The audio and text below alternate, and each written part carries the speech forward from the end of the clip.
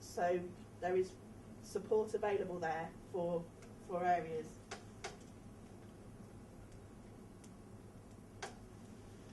So those are some of the national changes that are going on in terms of legislation and what underpins everything we do. And then our particular area of work is obviously around parent carer participation. And as Mr. Timpson said, parent carers are at the heart of the reforms. And when we talk about parent carer participation, there's two angles really to it. And the first part of that is about individual participation.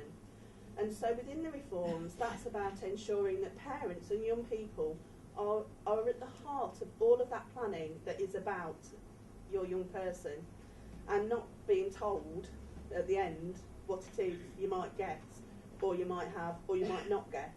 So that's really important, is that actually it's about having that shared part of planning, what it is, you know, young people need to help and support them, and what families need to help and support them too. And then the other element is around the strategic participation, which is where parent carer forums, like Rainbows, have groups of parent carers that are representative and work with local authorities and health providers to help design what services should look like in your area, should design how your systems work, and that also have a role in looking at evaluating and seeing if things are working, or being part of what happens when things don't work as well.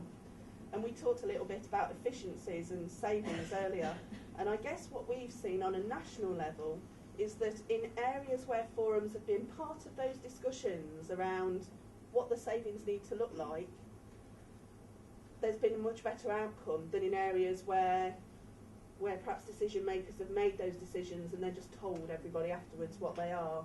So it's really important that parent carers are involved in all elements of that work. So we are really pleased that there's been 6 years in the development of parent carer forums, and there are parent carer forums in almost every local authority area in England now. The forums are all different because every forum can decide what kind of organisation it should be, how it works and what it looks like. There are some requirements for accessing the grant, so that is that all forums have to be open to any parent of a child who has a special educational need or disability, and that have a key role in being part of that strategic participation and decision-making processes, working with local authorities and health. But now more than ever, with the reforms, that strategic participation of parent carers is just vital, because this year is probably going to be one of the most important years for setting what services are going to look like for the next decade in your local area. So it's really, really important to make sure that your voice is heard. If you choose not to, or feel that you really don't have the confidence, or don't have the time, or don't feel able to participate directly, it's really important to make sure that your views feed into those parent carers who are doing that role as well. So don't feel, oh, I couldn't possibly go and sit on that group and my voice isn't important. Just make sure that you're feeding it into the forum, and so that they're able to represent your views when they're having those discussions. So how many parent carers are linked to forums? Well, every year, even though we only give you a small amount of grant, we do ask you to fill in a really big monitoring report to tell us what you've been doing and how you spent your money and how many parent carers forums are linked with. And so last year, forums told us that they were linked to over 63,000 parent carers in local areas, and that was a 10,000 increase on the year before.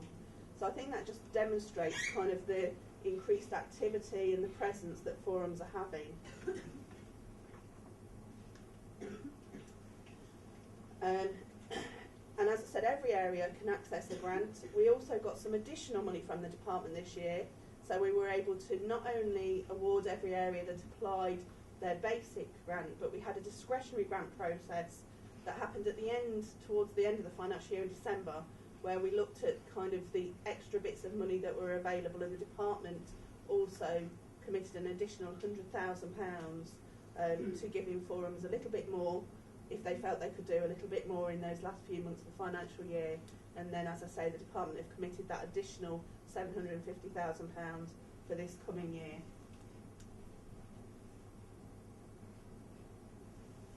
But then also, really importantly, is the work of the National Network of Parent Carer Forums. So the National Network of Parent Carer Forums established itself from the work of all the local parent carer forums. And at the end of the Aiming High for Disabled Children programme, local forums were meeting regionally, and then there was a development where from each of the regions a representative was initially invited but then selected to be part of a national steering group, so that the parent carer voices from the local forums could feed into the regional network meetings and then could be fed up to the national level.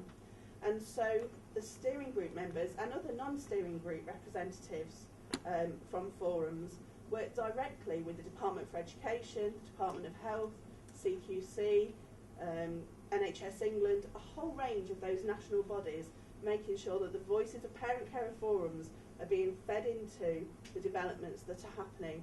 So it is really important that your voice alone, but I guess what we are able to evidence, and particularly from the monitoring that we get from all of the forums, is that making sure that parent voice is at the heart of people. And so I'll just end with my little quote from the Dalai Lama, who said, if you think you're too small to make a difference, you've never spent a night with a mosquito. So don't ever think that your voice isn't important, that your story and your experience isn't important, because it really, really is. And it's just a real privilege to be here with you today. Thank you very much.